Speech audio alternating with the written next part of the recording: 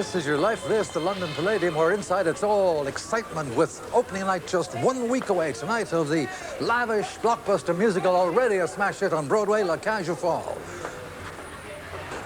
The American star of the show, George Hearn, is not supposed to be in this finale rehearsal that's going on right now, but good sport that he is, he's agreed to be the first unscheduled event, the first surprise for someone who is meant to be there. So just watch the stage. I'm on my way to spring, I hope, an avalanche of further surprises on that shirt and so on.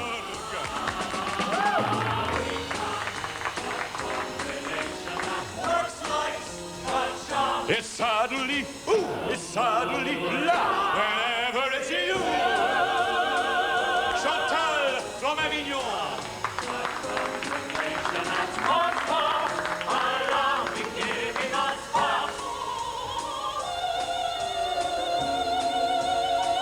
We're singing of bells.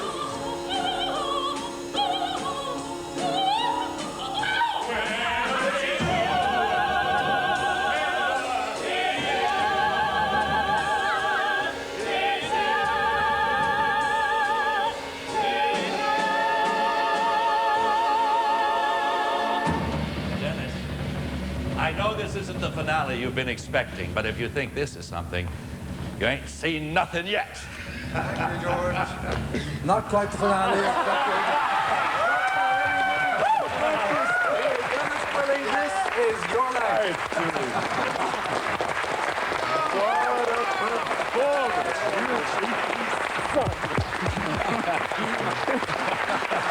Oh, George, thank you. Thank you.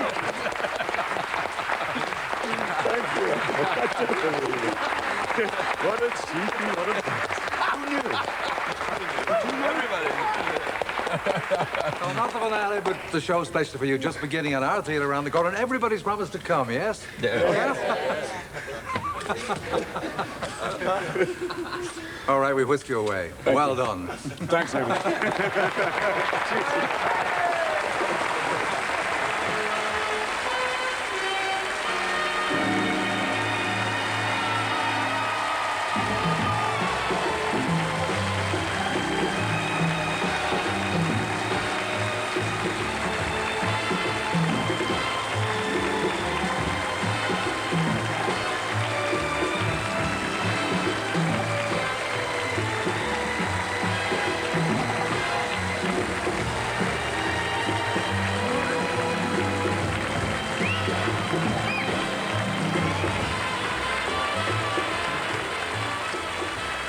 Oh, Dennis, that was amazing.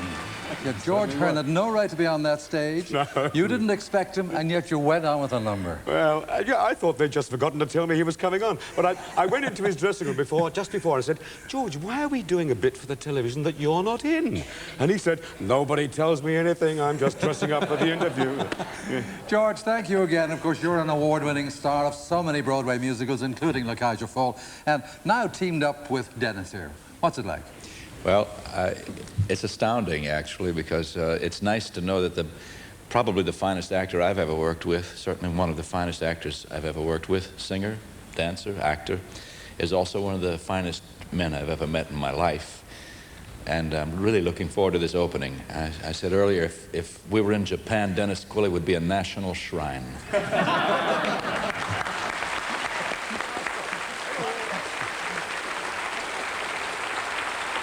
Well, right here, Denis Quilley, this is your life, and I'd like to remind you of your first opening night in the West End. It was a rather unusual one because you didn't appear on stage. That's because you were understudy back in 1949 at the Globe Theatre to the late Richard Burton in Christopher Fry's The Lady's Not for Burning. But you decided the lady was definitely for marrying. And that was the start of a long run that has been going on now for 37 years, your wife, Stella.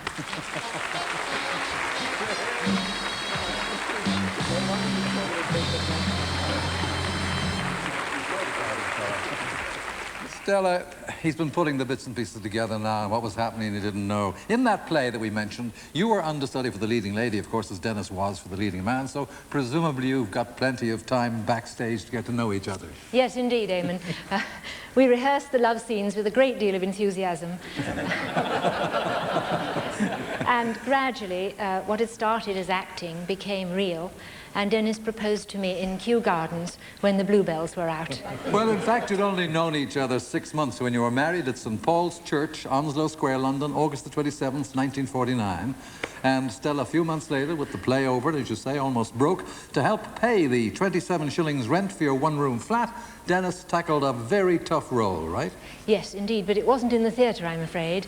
We were so out of work, he went and became a washer-up at the Dorchester Hotel. Yes, and not a very good one at that. Just a minute. No, no, no. And crashing in on us tonight, when you were a casual washer-up, he was a kitchen apprentice, still at the Dorchester, now a sous chef, Roy Raymond.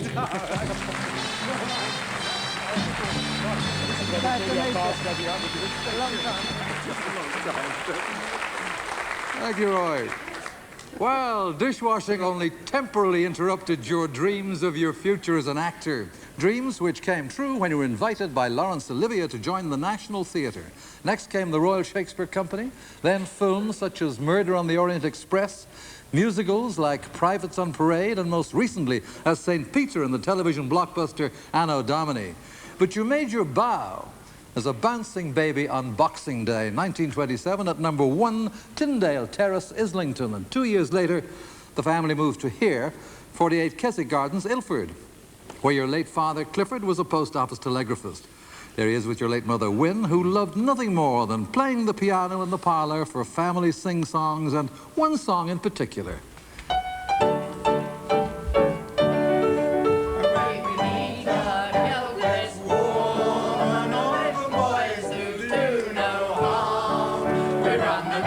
Singing it right now, 2 generations of the Quilley clan.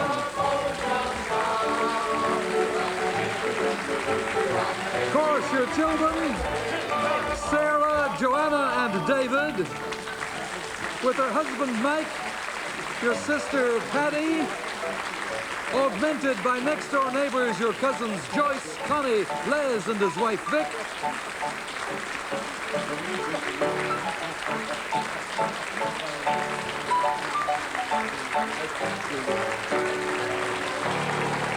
And at the piano, your good friend, composer and writer, Donald Swan.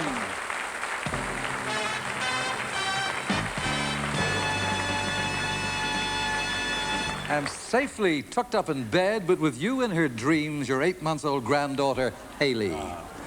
Well, Denis Quilley, this is your life, a life devoted to the theatre, but in fact, when you were just 11, it looked as though you might be destined for an academic career, because from a state school, you won a much coveted scholarship to become a boarder at Bancroft School in Woodford Green, Essex. There you are, the picture of innocence.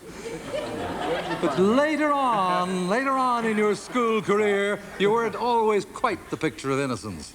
No. Many a night you used to nip over the wall and go out of bounds. Old school pal back in 1938, Sidney Benjamin. And not by himself, because for the first time in 48 years, your pal who used to conduct the orchestra, Derek Flight. And a school friend who was best man, we haven't seen for more than 20 years, Trevor Griffiths.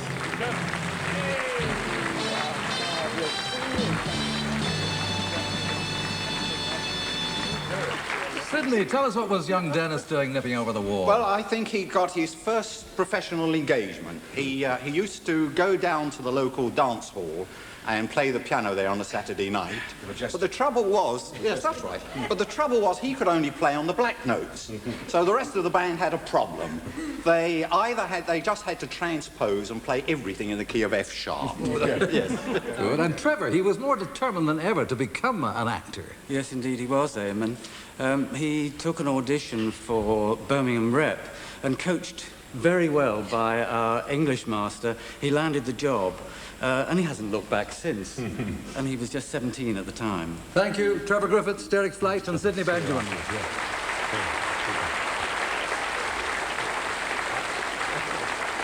Well, alas, Dennis, you've only been at Birmingham Rep for 18 months, starting to get your first walk-on parts when the interval bell rings on your stage career, and you have to swap the smell of grease paint for that of Blanco and Brasso when you're called up for national service and posted to Khartoum with the Sudan Defence Force. And it ain't daft hot. Well, back in London, 18 months later, demobbed and delighted, you get your career on course again, touring with the Old Vic, the start of a long association with the Royal Shakespeare Company, and with someone who has to be in Scotland tonight, whom you came to admire not only professionally, but also as a friend at a crucial time in both your careers. Now, one of Britain's most distinguished actresses, the delightful Diana Rigg. Oh. Hello, Eamon. Hello, Dennis.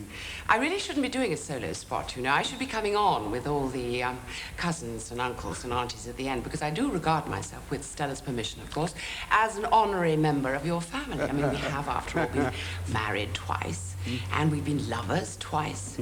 So I know a great deal about you, Dennis. I know that you're a wonderful man to work with, the greatest fun imaginable, very loving and very kind. And I hope that this evening is, for you, a great moment, because it should be. Have fun. Thank you, Diana Rigg.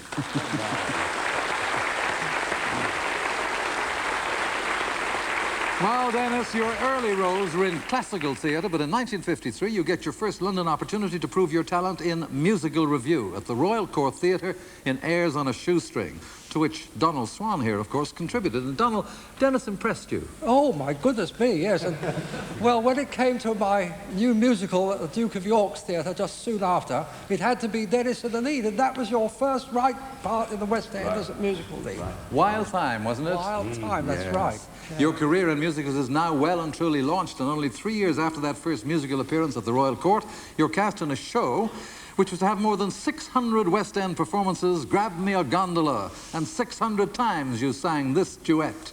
It's plain to see that we are plain in love. No need. And 30 years on, sharing a stage with you again tonight, Jane Wenham.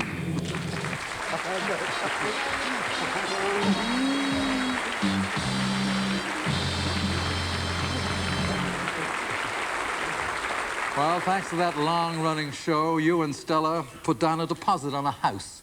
But Stella, of course, when that successful run for Dennis came to an end, you still had to pay the mortgage while he looked for the next job. Yeah? Yes, indeed. And so what we did was we filled the house with lodgers. Lodgers who, of course, were more often than not actors, writers. The only snag was that some of the lodgers used to be a bit late with the rent, like me. Wouldn't be much chance of that these days, from the writer of hit series From the Sweeney to his most recently acclaimed thriller, The Fourth Floor, Ian Kennedy Martin.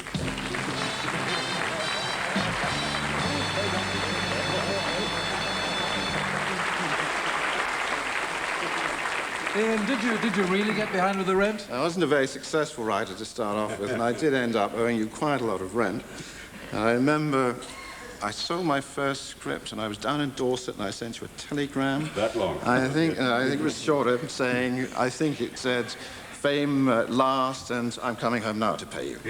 And all I have to say is that if you'd been the usual kind of landlord and thrown me out in the streets, there wouldn't have been the Sweeney, and there wouldn't have been all the violence and the car chases and the punch-ups and all that, and you've been a terrific friend. You and Stella. Thank you, Ian Kennedy Martin.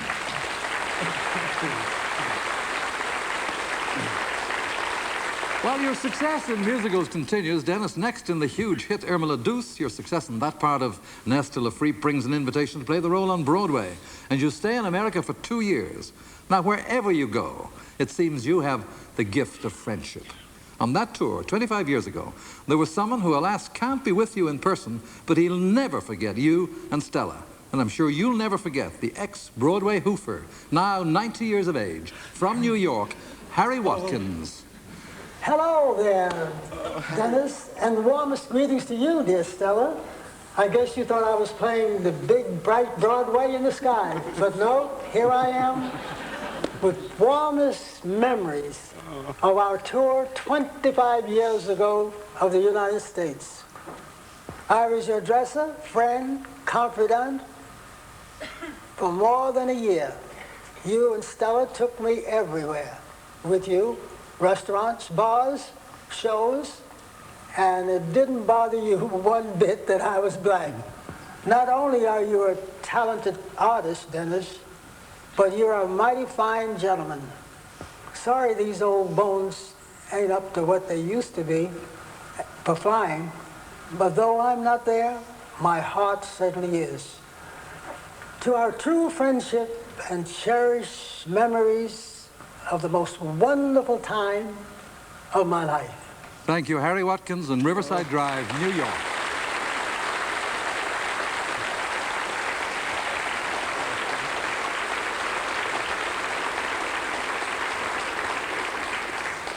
In the summer of 1963, you returned to London for The Boys from Syracuse. I've got it now.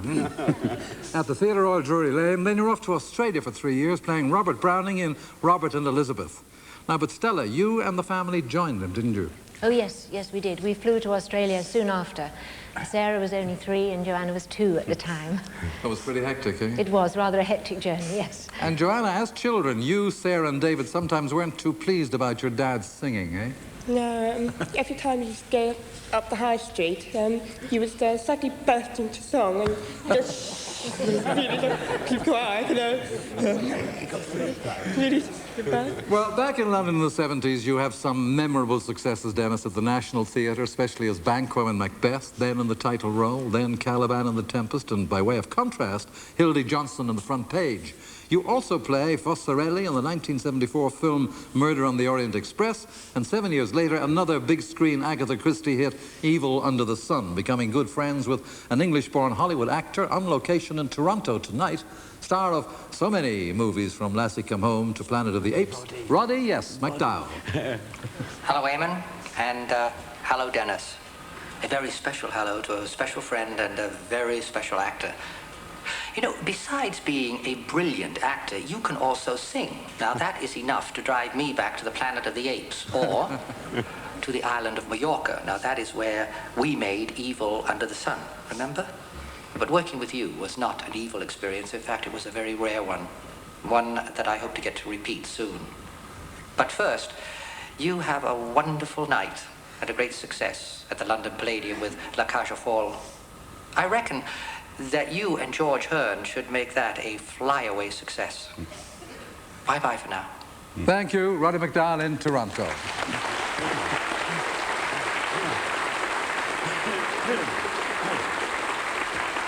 Well, Dennis, after filming in Mallorca with Roddy, your next stop was to film in Israel. You play a Roman general in the television series set in 73 AD, Masada. I think we're moving too fast, sir. The land's not ours to give. But in dispatches, we can call it, reward for acts of bravery. During a truce. Oh, the Jews will have broken the truce. They will! Moravius. 250,000 drachmas for us, to begin with. And one day we'll be mustered out. I wish we'd had word from Mucianus. Your fellow Roman general, of course, Anthony Valentine.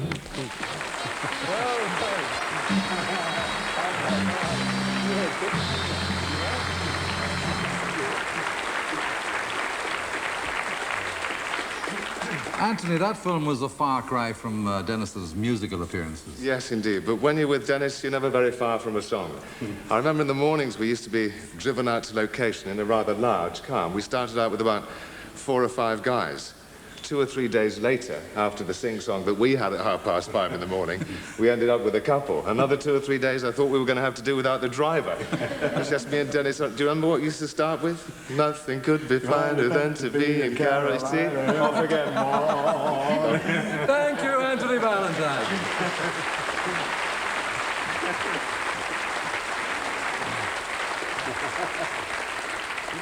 And back in England, you get another call to be in a musical production, this time to play the part of Captain Terry Dennis in Privates on Parade, which later transfers to the West End, where you win the Best Comedy Award.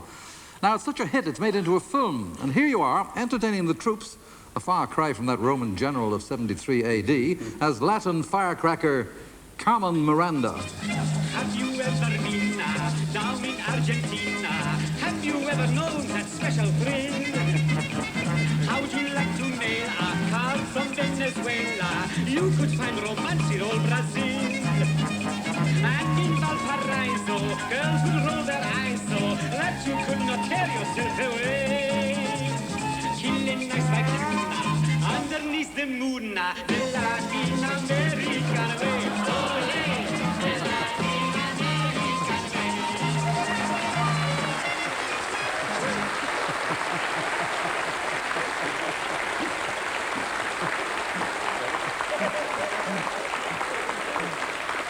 Well, in fine voice there, Denis. But one night in the West End version of that show, you turned up with no voice at all. Currently starring in the West End and across from the Garden of Allah, Prime Minister is Sir Humphrey Appleby, Nigel Hawthorne.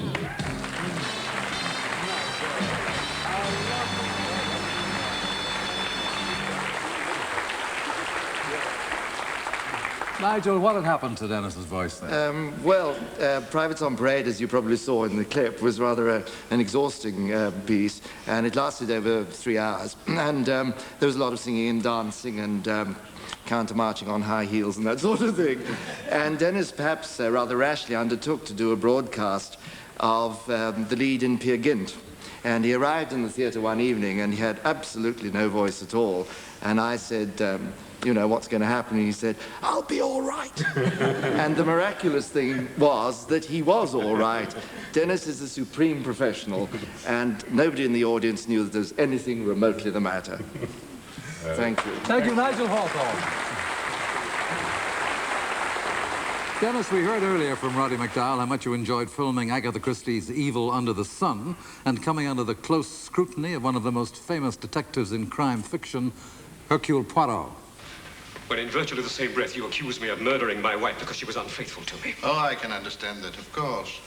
But I hope you realize that I'm rather easier to get on with than the Tyrrhenian police would be. And therefore I will ask you where you were between 11 and 12 this morning. As you know, he never gives up on a case. Flown in specially from Geneva, Hercule Poirot himself, alias that entertaining genius, Peter Ustinov.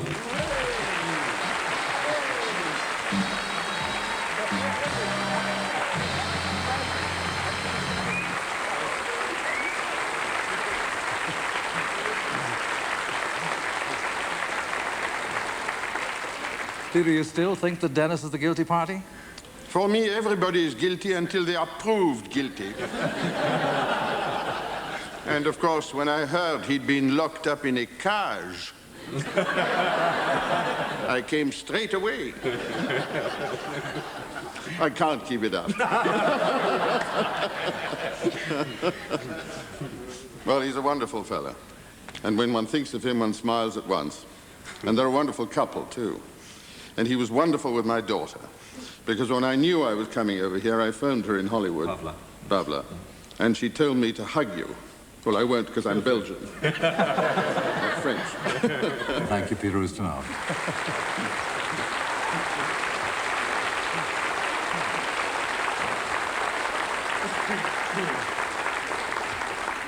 Denis, you've traveled the world, and it looks as if your career is about to reach new, exciting heights next week at the London Palladium.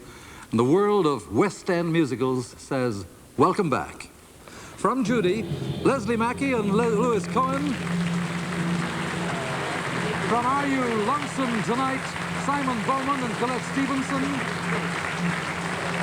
From Lennon, Mark McGann, Mia Suturu and Jonathan Barlow. From Les Miserables, Jackie Marks, Rebecca Kane, Sue Jane Tanner, Keith Burns and Dave Willits. And from Me and My Girl, Ursula Smith, Frank Thornton, Anne Reichel, and Sue Pollard.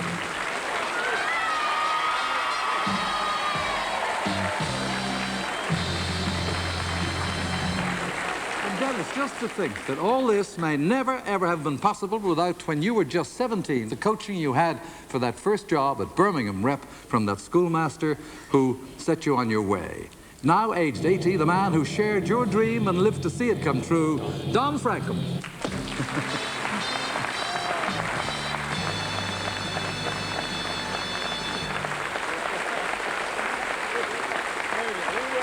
Denis, Dennis Quilley, this is your life.